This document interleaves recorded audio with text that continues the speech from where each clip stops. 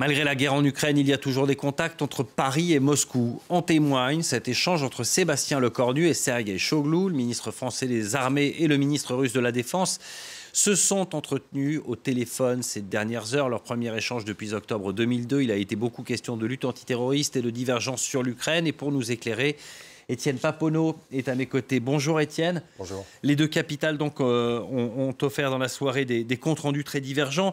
D'abord, pourquoi cet échange maintenant ?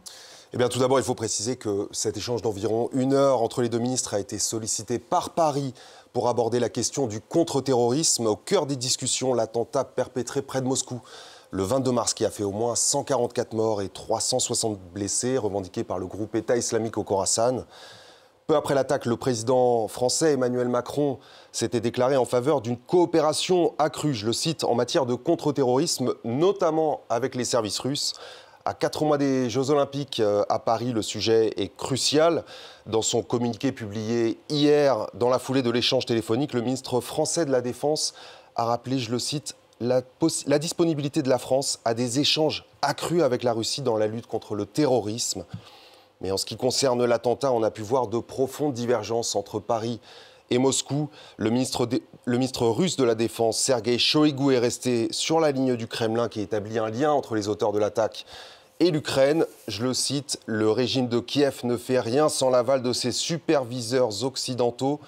Nous espérons que dans ce cas, les services secrets français ne sont pas derrière cela », a-t-il déclaré. Réponse de Sébastien Lecornu qui répond que la France ne disposait d'aucune information permettant d'établir un lien entre cet attentat et l'Ukraine.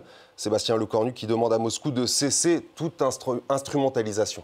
Il a donc bien été question de l'Ukraine dans cet échange. Oui, dans son communiqué, le ministère russe affirme que Paris et Moscou se sont dit, je cite, « disposés à dialoguer concernant le conflit en Ukraine ». Des propos pour le moins inattendus, alors qu'au contraire, Emmanuel Macron a musclé son discours contre la Russie de Vladimir Poutine ces dernières semaines. Ces propos ont d'ailleurs été immédiatement démentis par Paris. La France n'a accepté ni proposé quoi que ce soit sur ce sujet, a souligné l'entourage de Sébastien Lecornu à l'agence France Presse.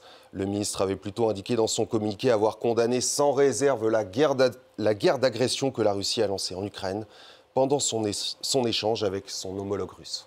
Eh bien, merci Étienne de nous avoir éclairé, de nous avoir donné ces quelques éléments donc, de ce que l'on sait pour l'instant sur ces échanges entre ces deux ministres français et russes.